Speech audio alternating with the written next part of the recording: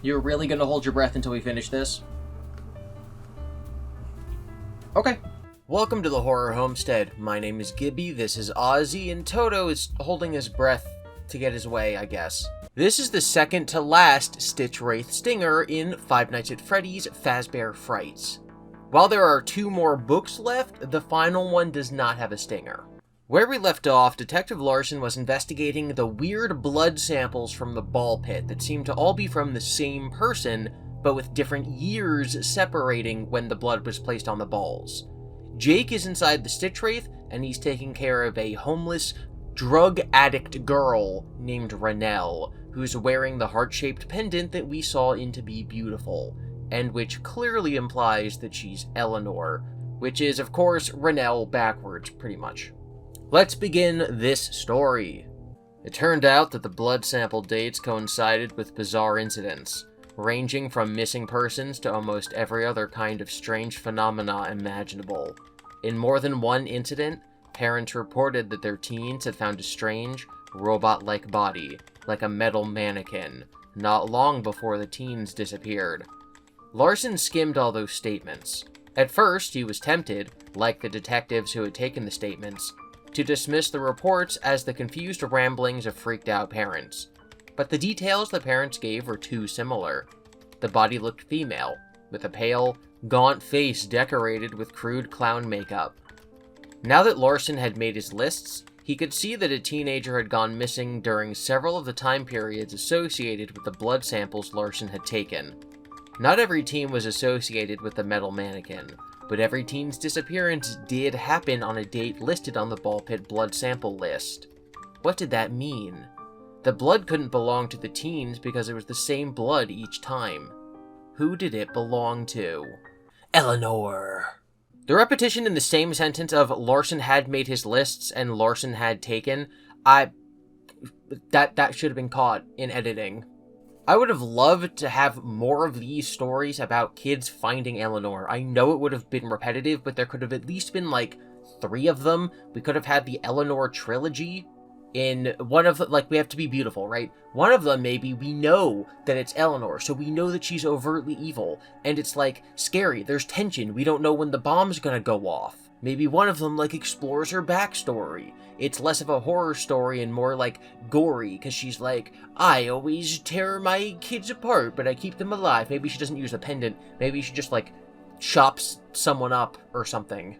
Instead, we have 40 stories, and only one of them is about Eleanor. The others have monsters, as we'll say, that Eleanor is playing, but none of them are Eleanor. None of the 40 stories we've read in the series are the cases that Larson is talking about, including To Be Beautiful.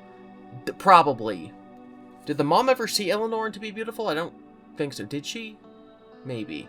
Either way, the cases Larson's talking about are not the other Fazbear Frights stories.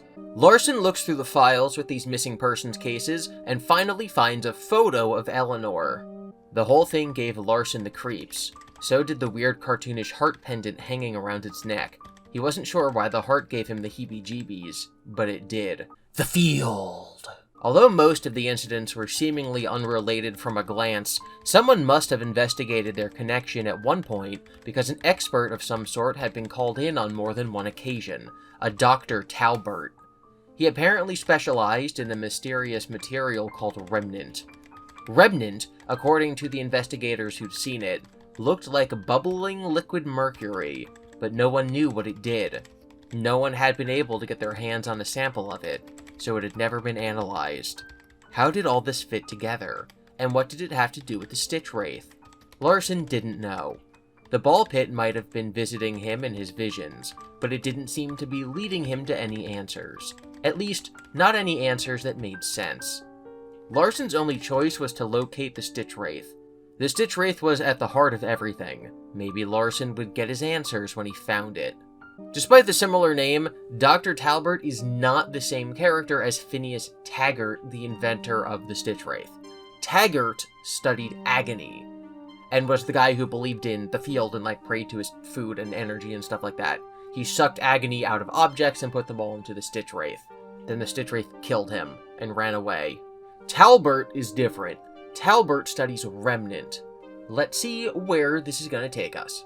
Jake is still nursing Renelle back to health. He had a strange feeling already that her name wasn't her name, but he doesn't know why. Now he's needling her about her past to learn about her family. He wants to know if her father would be a safe place he could take her back to. He can view people's memories by touching them, like he did with that homeless man in the alley, but whenever he tries to touch Renelle, it doesn't work. He chalks this up to her memory being ruined because of all the drugs. He eventually just tells her that he's going to take her home, and she agrees. He walks her to her home, which is just like across the railroad tracks. They're just already in that town. His plan is to scare the dad into taking her back by being like, "Ah, I am a robot. Take her back, or else." They enter her old home, meaning Renelle could have done this at any time. Keep that in mind, Renelle could have done this at any time. Jake looks at some photos on the wall, and Renelle looks around the house. While Jake looked around, Renelle walked through the room as though it were an art gallery. She seemed happy to be home. Jake gazed past her and saw a wall of photographs. He took a step toward it. The first photo he spotted was one of two men, both wearing lab coats. One had a long, craggy face and graying, bushy black hair. The other had a round face and short gray hair. Jake knew the second man. He had put together the endoskeleton that Jake was in. In the weeks since Jake had found himself in this metal body, he discovered that man's name was Phineas Taggart. Renelle's dad was Taggart's friend. Okay, so Jake finding out Taggart's name is kind of weird, because how would he have found out that information? But whatever, we can chalk that up to just the field. But this is telling us that the stitchwraith has only been active for a couple weeks, which is very interesting, because in my head, the timeline was definitely much longer than that. But that might just be because of how long it took these books to come out, and how long I've been reading them. But okay, Renelle's dad, whose name we don't know, and Jake doesn't know, is Taggart's friend. Jake continued to examine the photos on the wall. Then he spied something that would have made his stomach churn if he had one. In one of the photos, Dr. Talbot was smiling happily with a preteen girl. Who? What? Larson knows who Dr. Talbot is. He studied Remnant. But Jake doesn't know. He never learned this person's name. He doesn't even know Renelle's last name. The girl had curly black hair and dark brown eyes. She looked just like Dr. Talbot, her dad. But wait, Jake thought, looking back and forth between the photo and the girl standing in front of it. Renelle doesn't have curly black hair or dark brown eyes. She doesn't look anything at all like the girl in the picture. Let's walk through how this is supposed to work, okay? Jake sees a photo of two men. He recognizes one of them as Taggart. Next to Taggart is a man who he has never seen before. He assumes this is Renelle's father. Then he sees a photo of who he assumes to be Renelle's father with a young girl. He assumes that this therefore means the girl he's with is not the real Renelle. What Jake should have thought was either, oh, the man I thought was her father isn't because that's his real daughter, or she has a sister. Instead of thinking, oh, the man I've never seen before who I assumed was her father is somebody beside her father, he instead thinks the girl I'm with is an imposter. And he's right!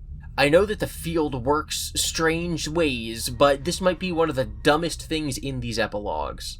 It's supposed to be a cliffhanger, because we're about to cut to Larson's perspective, where the reader goes, oh no, it wasn't the real Renelle at all, if we hadn't figured out it was already Eleanor. But it's also so confusing to parse that it doesn't have that punch to it, because I'm not entirely sure how we got to this point without reading it twice, and then also going back and reading the previous epilogue to see if we ever learned her name, which we didn't, her last name. This section should have ended with Renelle going, that's my dad, Dr. Talbot, because then the reader would have realized what was going on. We could have anticipated that maybe Larson would meet up with the stitchwraith. We could have anticipated that maybe there's some weird remnant stuff going on with Renelle.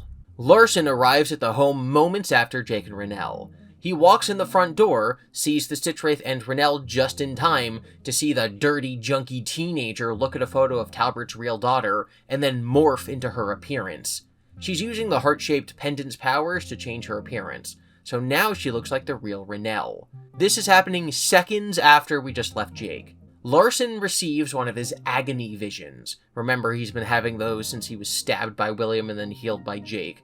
And he sees through the illusion and sees the real robot Eleanor. He no longer saw the smiling face of a curly-haired child, but another face that was all too familiar, the sickly skull-like shape. the painted pink circle cheeks, the red mouth with its twisted teeth, the heart-shaped pendant, which appeared to pulse and throb. It was her from the picture, the clown, peeking over the disappeared girl's shoulder. Out of nowhere, a name popped into his head. Eleanor. He could see her, but he could see into her too, and what he saw was a black, chaotic force that fed on human suffering. The fear, the pain, the death. She, not the stitchwraith, was the cause of it. In both his head and his heart, Larson knew this to be true. He was surer of it than he had been of anything in his life. He was so sure that he drew his gun and took aim. The girl's eyes met his. She smiled. The room fell away, as did everything familiar. Larson's eyelids fluttered, then shut, and he fell to the floor with a thud. "Eleanor," he whispered before he lost consciousness. I really do love the psychic stuff in this series. The idea that she is some form of physical manifested agony, and thus can control his perceptions, is kinda neat. Right, if Agony can make Hudson see his stepfather abusing him or whatever, then it can totally knock down Larson with visions of terrible stuff from his past. Or not even his past, just the past, because Larson touched the blood balls. Larson appears in a room. He's now in Eleanor's past or Eleanor's memories. He watches as she puts together the plush trap chaser from out of stock, adding human teeth and eyes. I wish it was confirmed here that it was actually Sarah from To Be Beautiful, but whatever. He falls into another memory. It was a small, modest living room. An ugly handmade Afghan was draped over the couch.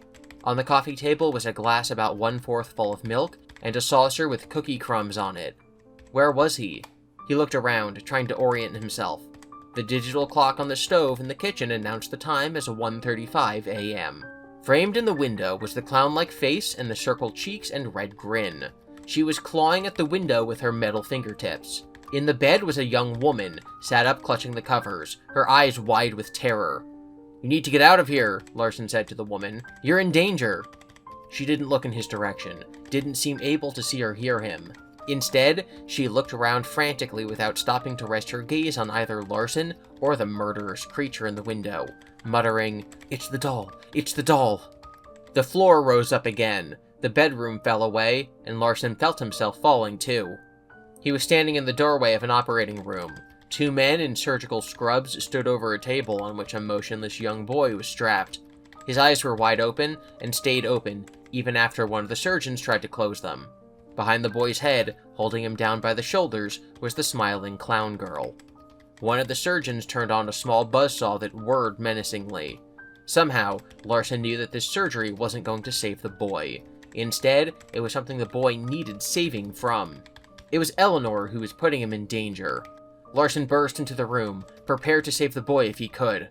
But when Larson reached the operating table, the boy wasn't there. The surgeons were gone, and on the table was a man. Or what was left of a man. The body appeared to have been burnt almost beyond recognition. Hairless, faceless, almost skinless, except for a translucent layer through which the pulsing of his organs was visible. As Larson breathed in at the shocking sight, his nose filled with the sickly smell of charred flesh. Sweet, meaty, and acrid all at the same time. He retched and took a step back. As he tried to recover, Larson became aware of a sound. A rustling? A whisper? That seemed to be coming from the man's body. The man's lipless mouth did not move. The sound seemed to be coming from within his chest. Larson leaned down to listen right above the man's visible beating heart. A pair of metal hands gripped Larson's shoulders, and a familiar face burst from the burned man's body cavity. The pink cheek circles were made of the man's tissue. The mouth and teeth were red with blood.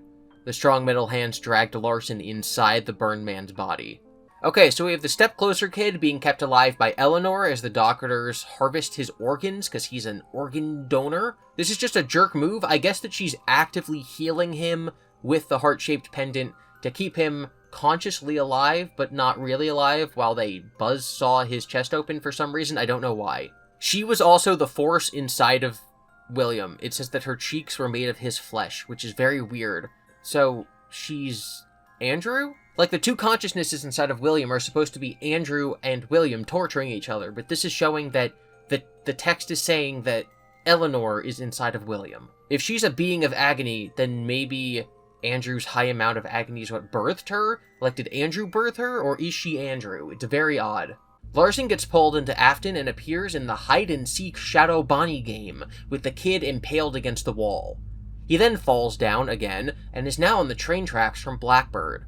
Keep in mind that in all these scenes, he's been unable to, actually interact with anybody. Delilah from 1:35 a.m. couldn't see him, he wasn't able to burst into the room and save the boy, but now he's on the train tracks from Blackbird.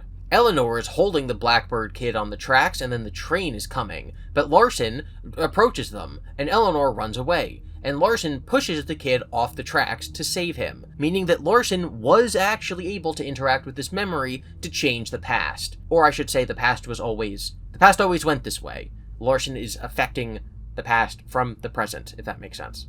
This is real time travel, guys. Back in the real world, Dr. Talbot finds this weird scene in his living room. There's a big robot, there's his daughter, and there's a policeman lying on the floor unconscious. He ignores them and just runs to his daughter, he hugs her, he's crying. Jake puts 2 and 2 together and realizes that the girl pretending to be Renelle is Eleanor, who he battled in one of the epilogues. Jake knew now he'd been right. This thing, Eleanor, not the man named Afton, had been the thing powering the giant monster. Afton, while unimaginably evil, had been too weak at the time. Eleanor had given him his last burst of strength, but he failed and she escaped. And now she tricked Jake into bringing her here for some reason. What did she want from him? Jake then tackles Eleanor, who, remember, still looks like Talbert's daughter Renelle, looks like a teenage girl. This robot just tackles her into the wall and starts beating her up. So from Talbert's perspective, he walks into his living room, his long-lost daughter is there, and then a robot starts pounding her to a pulp. Eleanor activates her illusion technology to make it look like Jake stabbed her. This makes Talbot angry. He shoots Jake with a gun. He shoots the battery that powers Jake, so now Jake is on the floor, unable to move. And then we get this section. The he in this next sentence is Talbot. "Hang on, Renelle," he said. "I can save you. Remnant will save you." Jake couldn't move, but he could hear and see. He wanted, with all his will, to say, "That's not your daughter," but he couldn't speak. As soon as Dr. Talbot said Remnant, Eleanor smiled. She wanted Remnant. That was why she tricked Jake into bringing her here. But what was Remnant, and why did she want it? Flashes of the memories he felt when he was near her gave him glimpses into its nature. He couldn't hear her thoughts exactly, but he could feel the words. Power, life, eternal. Jake is helpless to watch Talbot insert a Remnant IV drip into Eleanor. Still disguised as Renelle, she sits there receiving all the Remnant directly into her veins. This is how the stinger ends. Eleanor locked eyes with Jake. She was still smiling. Of course she's smiling, Jake thought. She won. Something was changing. Eleanor's human disguise was disintegrating. The dark, curly hair fell from her scalp, but disappeared before it hit the floor. The healthy-looking, pink-tinged flesh on her face melted away to reveal a thin layer of sickly gray skin. Dr. Talbot drew back into horror. Eleanor's huge, dead eyes bulged, and her red-stained mouth gaped, revealing the vicious zigzag of her teeth. She looked at Jake, her eyes pulsating, her unhinged jaw opening wide. Analysis. You dropped the ball, Scott! This section should have been twice as long and twice as detailed, because it was not impactful whatsoever. I don't know who Dr. Talbot is. Everything that happened in this story happened by coincidence. I'm sure, I hope, there will be an exposition dump in the next story, but the next story is the last story. This is the one that should have explained everything so the last one can just be the conclusion. Instead, it's just some stuff happened, Larson's running through memories of all the other books, Jake's battery's broken, this Dr. Talbot guy we've never met before is like, my daughter's back. Oh no, it's not my daughter. I'm not really hyped for the next story. I'm kind of worried about it, actually. It's part pacing and part poor writing. The coincidences and contrivances and not making you feel like you're part of the action are really disappointing this late into the story, because this is when the story should be reaching its climax. This should have been the most heavily planned out part of the entire series. Middle parts of stories can meander, as the author pantses their way through cool ideas to see where the story's going to go. But then they have to get back on track for the ending. It kind of feels like Scott ran out of time, which doesn't make any sense because this section is so short. There's one story where they shrunk the font size so they could fit more story into the book. They could have just added more to this. The final stinger is only 12 pages long. This whole saga, not just the stitchwraith stingers, but Jake's story, Eleanor's story, the entire Stitch line, is going to be wrapped up in 12 pages. From Oswald to Cowboy Detective Chansey, we need to get the end of this story in 12 pages, and I don't think Scott can do it. The concept of the field does a lot of heavy lifting in the series. Like, the idea that Larson and Jake end up at the same house is just very lazy. Scott could have had an in-universe reason. Like, I genuinely think a scene where Larson drives around town and he just lets the Force guide him to Talbert's house would have been more believable and less immersion-breaking than him just coincidentally going there immediately after Jake did. I also wish we'd had a scene with Talbert. Like, when Larson was investigating the police files, it said that Talbert had previously spoken to a different cop. I think we should have had Larson read the transcript of this conversation, or he has one of his pensive memory episodes and he goes into the past of this conversation so that we can meet Talbert and we know who he is. We know his mannerisms and his personality. We see the house that he's living in. We know his lifestyle. We know his relationship with his daughter. That way, when we meet him in the present and we walk into the same house, but now it's like dusty and disheveled, and he sees his daughter after so many years, we know that he's the kind of person who would ignore a cop lying unconscious on the ground and a robot to give her an IV drip. I'm overall very disappointed. It's very cool seeing this little tour of other Stitch line stories, but I'm not sure that "it was Eleanor" makes sense for all of them. At the end of the Stitch line, we're going to go back and we're going to go through every single story that's connected to it in the franchise. We're going to analyze them as one cohesive unit. So when we do that, we'll see if any of this makes sense. The moral of the story is, don't help drug-addicted teenagers. Okay, now we have to talk about the entire book, Friendly Face. Personality-wise, there's not much that actually connects our three lead characters, Edward, Mott, and Jessica. Edward is a nerd who cares about his cat and his friend, but he makes a very rash decision and gets in his own head and doesn't trust adults enough to tell them what happened. Mott is a very, very kind kid. We don't know much about his interests other than a single mention of sports, but he does tell the adults in his life about the supernatural thing that's happening to him. He's just too late. And Jessica is a bully who's ironically hurt the exact way that she's intending to hurt other people. There's not really any cohesion other than they all die. The back of the book states, "Act in haste, repent in leisure," which is a saying that basically means if you act impulsively, you're gonna regret it. I don't know if I'd say that Edward acted impulsively. He didn't double check that the hair he found was Jack's and just thought that it was. Mott certainly did not act impulsively. He just drank a glass of water that happened to have a sea bonnie in it. I guess you could say he didn't double check the glass of water before drinking it. And in Together Forever, it's directly stated that Jessica should have double checked her work. So I think the moral of the entire book is double check, which actually applies to Jake as well because he didn't double check that Rennell wasn't an evil robot. The antagonists of the stories are interesting. The Friendly Face cat, the Rosie the pig animatronic are both robots, they're animatronics, and they both come to life as a direct result of the character's actions. But the cat behaves like a benign cat, who happens to just accidentally get Edward killed. Rosie has no intentions. She's not a character, she's just a robot. And then the sea bonnies are psychic shrimp. Okay. They all come from Fazbear, I guess, but that's really the only thing that unifies the antagonists. Also, they're based on animals. Cat, shrimp, pig. That's the next trio of starter Pokemon. You can have that one for free, Game Freak. Let's go over the tier list of every Fright story. Friendly Face is good-ish. I like the beginning, but it's very poorly written. C tier. Sea Bonnies is literally the best story in the entire franchise, but I can't put it above the real Jake, so it's going to go into high S tier. And Together Forever is pretty good. It had a few writing problems, and I think that it should have had another draft, but it's mercifully short. Also C tier. The rankings are S. The Real Jake, Sea Bonnies, The Breaking Wheel, The New Kid, Count the Ways. A. Fetch, Coming Home, In the Flesh, 1:35 a.m., Blackbird. B. Out of Stock, Into the Pit, Gumdrop Angel, The Man in Room 1280. C. Sergio's Lucky Day, Puppet Carver, Together Forever, Bunny Call, Jump for Tickets, Dance with Me, Step Closer, What We Found, Friendly Face, To Be Beautiful. D. Room for One More. F. The Cliffs, Hide and Seek, Lonely Freddy, He Told Me Everything, Pizza Kit. Every time I go over this chart, I feel a little pang of guilt about To Be Beautiful being so low.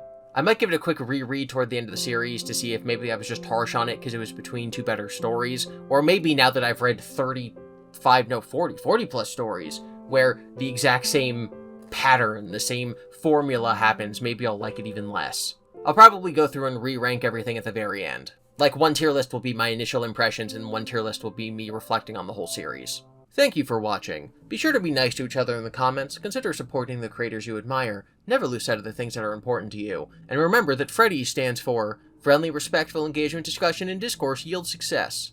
I would like to thank my August patrons: Brandon, Lauren V, Morgan, Nan, Scott, Sophie, Suka, and Wooly, as well as Billy, Chamikon, Klaus, Kopacker Fan, Eliza, Halmar, Johnny the Night Guard, Kira, Lauren R, Rose, Sebhar, Thamagata, World's Greatest Bard, Your Boy Peachy, Zany Face, and Zimmy, as well as Courtney, Emily, Gremlin, HHD, Jinx, Jose, Mustard Shirt Guy, Rolo, and Riley, as well as Ellie, Jojo, Mariuna, and Ray.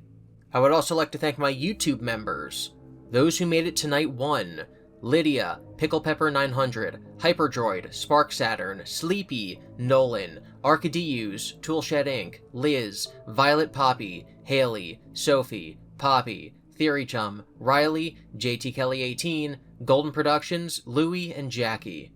Those who made it to Night 2, Mrs. Trap and Ya Boy Peachy.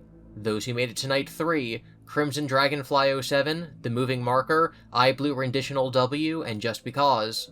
Those who made it to Night 4, Marcel, Harrison, Joshua, Bestest Xerxes, Mushtomb Official, Master Puppet 13, Luke, Capricornus Sage, The Joran Identity, Zach Dawn, Fazbear Entertainment, Other Zach, Over Under 99, Gabrielle, Kethri, Applejuice, YS, Joe Show, Fish XX, Passion Fruit, Estelle Gleefire, and Ice Mint.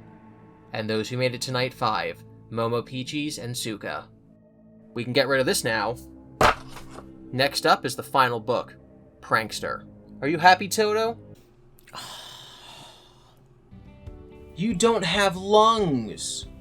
The more people believe, the more real I become. I can breathe now, if I want to.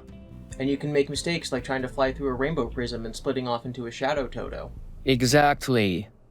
I called my brother and he said that there is no signs in Cambridge of any shadow puppets. Shadow puppets. It's funny. Of course, he doesn't have to go there yet. It's still in a different time zone. Did the remote change our aspect ratio? Yes, it can also do these other things.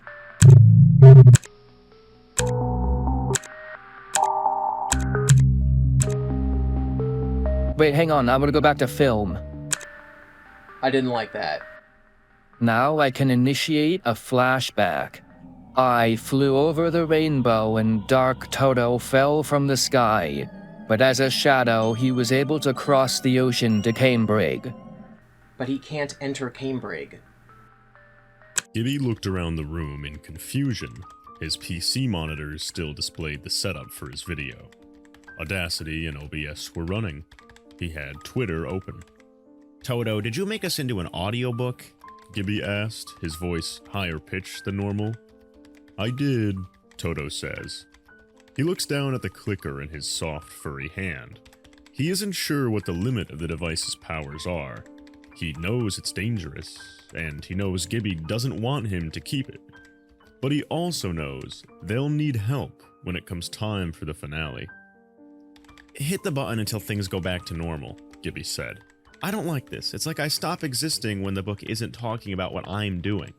He planted his feet firmly on the ground, as if it would prevent him from returning to the void he went to when not being actively described by the narrator. This is terrifying.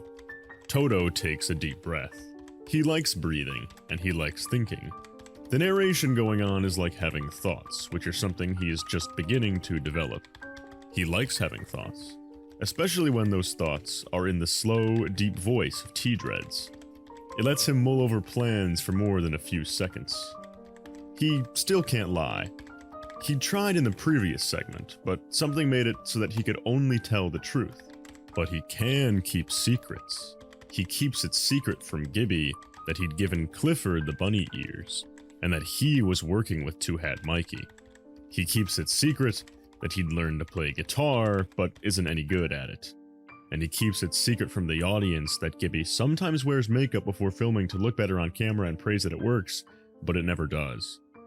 I said the clicker, GiBi ordered. He reached for the remote and Toto tries to tug it away, but Toto's hands were also GiBi's fingers, which makes sense, trust me, so GiBi took control of the remote.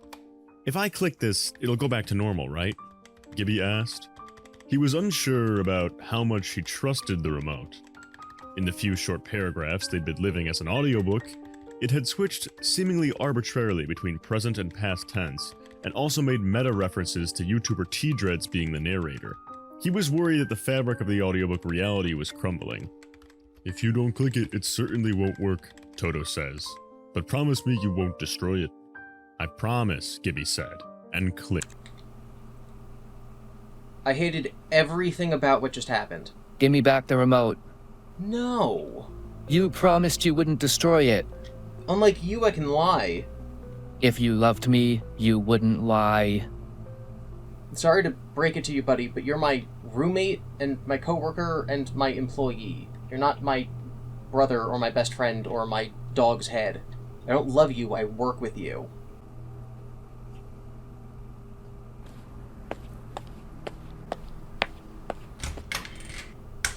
I know it hurt him to hear that, but him casually overlooking the truth while we were reading these books isn't my fault, right, Clifford?